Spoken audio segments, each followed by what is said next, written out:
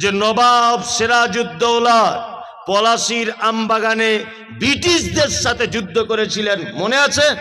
জিতেছিলেন না হেরে গিয়েছিলেন? হেরে গিয়েছিলেন, তাই না? ইতিহাস পড়ে যদি আপনি দেখেন, হেরেছিলেন কার জন্যে? মীর জাফর আলী। নবাবের বাড়িতে থেকেছে, নবাবের গাড়িতে চড়েছে, নবাবের কাছে টাকা পয়সা ঝেড়েছে, আর নবাব ব্রিটিশদেরকে তাড়ানোর জন্য যত কৌশল অবলম্বন করেছিলেন, মীর জাফর আলী টোটাল কৌশলের সমস্ত ম্যাটারটাই বলে দিয়েছিলেন ব্রিটিশ গোয়েন্দাদের কাছে। এই কারণে পলাশীর আমবাগানের লাল পতাকা নিয়ে বাড়ি চলে আসতে হয়েছিল। আপনারা ইতিহাস জানেন। কি বললাম বুঝলেন? আজও পর্যন্ত এরকম মুনাফিক আছে না নেই? যে অন্তরে একরকম মুখে একরকম আছে? আছে। আপনারা জানেন যে ভারতবর্ষের মাটিতে একজন কৃতি সন্তান, মুম্বাইয়ে তার বাড়ি, ডাক্তার জাকির নায়েক তার নাম। আপনারা জানেন এটা? ডাক্তার জাকির নায়েক, পৃথিবীর এই মুহূর্তে এমন কোনো বিদ্যা নেই, এই মুহূর্তে এমন কোনো কেউ নেই যে তার বিদ্যার সামনে 2 মিনিট দাঁড়াতে পারবে। কোনো বাপের বেটা আজও পর্যন্ত জন্ম হয়নি। বর্তমানে আপনারা জানেন যে এই লোকটাকে দেশ ছেড়ে চলে যেতে হয়েছে, জানেন তো? দেশে আছে? নেই। আমি প্রথম যখন বক্তব্য জগতে 2017-2018 সালে ওয়াকফ বোর্ড সম্পর্কে, ভারতবর্ষে মুসলিমদের অবদান, এই সব সম্পর্কে, ভারতবর্ষের স্বাধীনতা আলেমদের অবদান, এই সব সম্পর্কে যখন বক্তব্য রেখেছি, খুব চরম পর্যায়ের, সোশ্যাল মিডিয়াতে দেখবেন আজ থেকে আমার 4-5 বছর আগের বক্তব্যগুলো, আরো চরম পর্যায়ের বক্তব্য যখন রেখেছি, তখন আমি একটা তথ্য বারবার বলেছিলাম যে ডাক্তার জাকির নায়েককে দেশ ছাড়া করে দিয়েছে মনে হয় নরেন্দ্র মোদী সরকার। এটা মনে মনে ভাবতাম। অমিত বাবু মনে হয় এর পিছনে সব থেকে বড় হাত, ভেবেছি মনে হয় দিলীপ বাবুর সব থেকে বড় হাত। এখন দেখতে পাচ্ছি ডাক্তার জাকির নায়েককে দেশ ছাড়া করার পিছনে অমিত শাহর যত না অবদান, নরেন্দ্র মোদীর যত না অবদান, দিলীপ বাবুর যত না অবদান, তার থেকে বেশি সর্বনাশ করেছে আমার পশ্চিম বাংলা, ভারতবর্ষের নামধারী, দাড়িওয়ালা, টুপিওয়ালা, পাঞ্জাবিওয়ালা, 22 হাত পাকড়িওয়ালা এই মুনাফিক নামের আলেমরা সব থেকে বেশি সর্বনাশ করেছে। তার একটা জ্বলন্ত প্রমাণ, বাংলাদেশের ময়মনসিংহের একজন বদমায়েশ বিতর্কিত লেখিকা, তার নাম তসলিমা নাসরিন। ওই অসভ্য মহিলাটি ভারতবর্ষে আসার ভিসা পায়। ভালো করে বুঝবেন, আব্দুর রাজ্জাক বিন ইউসুফ আর ভিসা পাচ্ছে না। কেন? কি কারণ? মেয়ের হাত ধরে টেনেছে? আব্দুর রাজ্জাক বিন ইউসুফ, ওর বেটা ভিসা পাচ্ছে না কেন? ওর বেটা কি কারোর ধর্ষণ কেসের আসামি? আল্লামা দেলোয়ার হোসেন সাইদি কোনোদিন ভিসা পেলেন না এই দেশে আসার জন্য। পেয়েছেন? শুনেছেন কোথাও সাইদি সাহেব এসেছিলেন? শোনেননি। কারণ কি? সব এই মুনাফিকদের কারণে। আব্দুর রাজ্জাক বিন ইউসুফ বাংলাদেশ থেকে আসবেন, এখানে ইসলামের কথা বলবেন, অসুবিধা কোথায়? অসুবিধা আছে এই যে পীর ফকির মাজার করে বসে আছে, চিটিং বা চোর, দাগাবাজ, এরা হচ্ছে পাক্কা মুনাফিক। এদের মুখে একরকম নবী নবী নবী, আর ওই নবীর কথা কি যখন আব্দুর রাজ্জাক বিন ইউসুফ বা ওনার বেটা বা ডাক্তার জাকির নায়েক সত্যটা যখন বলে দিতে চাইছে জাতির সামনে, তখন ওনার বিরুদ্ধে মামলা করে দিচ্ছে। ওই আপনার কোর্টে গিয়ে আপিল জমা দিচ্ছে যে ওতে যাতে ইন্ডিয়া আসতে না পারে, এলে আমাদের মাজারগুলো সর্বনাশ হয়ে যাবে। হচ্ছে মুনাফিকেরা।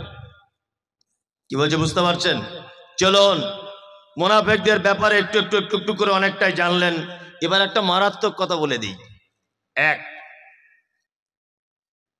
আমি মুমতাজুল ইসলাম কোটি কোটি টাকা সুদ খেয়েছি, আমি মারা গেলাম। আচ্ছা বলুন তো, আমার জানাজা পড়া যাবে কি যাবে না? কি এত বড় মাদ্রাসা আছে আহলে হাদিস গ্রাম, এতটুকু বলতে পারছেন না? আমি পাপী একজন, ব্যভিচার করেছি, সুদ খেয়েছি, মদ পান করেছি, আমি মারা গেলাম, আমার জানাজাটা পড়া যাবে না? যাবে। ইয়েস, যাবে, কোনো সমস্যা নেই, যাবে। আপনার ইচ্ছা হলে আপনি যাবেন, কোনো সমস্যা নেই। ও যদি বেনামাজিও হয় তা আপনি যাবেন জানাজা পড়তে, মানা নেই। তবে অন্য বেনামাজিকে শিক্ষা দেওয়ার জন্য আপনি যাবেন না, সেটা আলাদা ব্যাপার, কিন্তু যাবেন, অসুবিধা কিছু নেই, পাপ নেই। আপনাকে এবার একটা কথা মজার ঘটনা বলি, শুনে রেখে দেন। তখনকার দিন আলেম ওলামারা তো আছে, এসব বক্তব্য সব জানেন ওনারা। মুনাফিকদের সর্দার ছিল কে? আব্দুল্লাহ ইবনে ওবাই ইবনে সুলুল, মুনাফিকদের সব থেকে বড় সর্দার। মুনাফিকদের সর্দার আব্দুল্লাহ ইবনে ওবাই মারা গেলেন। তার বেটা, তার নাম আব্দুল্লাহ, তার বেটার নাম কি? আব্দুল্লাহ। আল্লাহ নবী সাল্লাল্লাহু আলাইহি ওয়াসাল্লামের কাছে এসেছেন, এসে বলছেন, আল্লাহ রাসূল, আমি চাইছি যে আমার আব্বার কাফনটা আপনার গায়ের জামাটা হোক। বুঝবেন? আল্লাহ নবী সাল্লাল্লাহু আলাইহি ওয়াসাল্লাম জামাটা খুলে দিলেন। তা হযরত ওমর তো এমনি রাগী মানুষ, হযরত ওমর মনের দিক দিয়ে খুব রাখছেন যে মুনাফিকদের সর্দার মারা গেল আর আল্লাহ রসুল আপনি জামা খুলে দিচ্ছেন ও জানাজার জন্য, কঠিন ব্যাপার। আব্দুল্লাহ তার বাপের কাফন করলেন আল্লাহ রসুলের জামা দিয়ে। তারপরে আবার একটু পরে এসে আল্লাহ রসুলকে বলছেন, আল্লাহ রসুল, আমি চাইছি আপনি আমার আব্বার জানাজার সলাত আদায় করাবেন, অর্থাৎ জানাজা পড়াবেন। আল্লাহ নবী সাল্লাল্লাহু আলাইহি ওয়াসাল্লাম এইদিকে ফিরুন, হাদিসে যেভাবে এসেছে ওইভাবে আল্লাহ রসুল এইভাবে উঠছেন, জানাজা পড়তে যাবেন। আব্দুল্লাহ ইবনে ওবাই মুনাফিক সর্দার, হযরত ওমর পিছন দিক দিয়ে চাদরটা টেনে ধরে বলছেন, আল্লাহ রসুল এটা কেমন কথা? মুনাফিকদের সর্দার মারা গেল আর আপনি তার জানাজা পড়তে যাবেন? ইসলামের চরম শত্রু, কঠিন বিপদে ফেলেছে উহুদের যুদ্ধে, আমাদের অনেক জায়গাতে মুসলিমদেরকে বিপাকে ফেলেছে এই আব্দুল্লাহ ইবনে ওবাই, আর আপনি এর মতো লোক মারা গেল আর আপনি জানাজা পড়তে যাবেন? আল্লাহ নবী সাল্লাল্লাহু আলাইহি ওয়াসাল্লাম একটা কথা বললেন, ওমর, আমাকে যে এখন এখতিয়ার দেওয়া হয়েছে এবং এই ব্যাপারে কোনো ওহী অবতীর্ণ হয়নি, আল্লাহ নবী সাল্লাল্লাহু আলাইহি ওয়াসাল্লাম জানাজার সালাত আদায় করলেন, নিজে জানাজা পড়ালেন। কার? মুনাফিকদের সর্দার আব্দুল্লাহ ইবনে ওবাইয়ের। তাই তো চলুন, জানাজার মাঠে হযরত ওমর আল্লাহ রসুলের দিকে ফ্যাল ফ্যাল করে তাকিয়ে নিজেকে লজ্জিত মনে করছেন আর বলছেন, আল্লাহ যেখানে ওহী অবতীর্ণ করলো না আল্লাহর নবীকে জানাজা পড়া থেকে বিরত হবার জন্যে, আর আমি ওমর আল্লাহ রসুলের চাদর ধরে টেনে দিয়েছি জানাজা পড়তে যেতে দিব না বলে, আমি ওমর মনে হয় চরম ভুল কাজ করে দিয়েছি। এবার আপনাকে আর একটা কথা বলি, নবী বলেছেন আমার পরে যদি কেউ নবী হতো, হতো কে? কে নবী হতো? ওমর। কেন? তার বিচক্ষণতা অনেক বেশি ছিল, তাই না? আল্লাহ সুবহানাহু ওয়া তাআলার নবীর সাহাবী হযরত ওমর যখন মন টন খারাপ করে বসে আছেন, আমি ফালতু কাজে কেন নবীকে বারণ করতে গেলাম, সাথে সাথে কোরআনের আয়াত অবতীর্ণ হলো, ওয়ালা তুসাল্লি আলা আহাদিম মিনহুম মাতা আবাদা ওয়ালা তাকুম আলা কবরিহি। নবীর উপরে কোরআন অবতীর্ণ হলো, নবী মুনাফিকদেরকেও মারা গেলে কশ্চিন কালেও আপনি জানাজার সালাত আদায় করতে যাবেন না। আজকে যা করেছেন করেছেন, আজকে থেকে শেষ। আর মুনাফিকদেরকেও মারা গেলে জানাজা পড়া যাবে না। শুধু জানাজা নয়, আল্লাহ নবীকে বলছেন ওয়ালা তাকুম আলা কবরিহি, আপনি মুনাফিকদের কবরের পাশে পর্যন্ত দাঁড়াবেন না।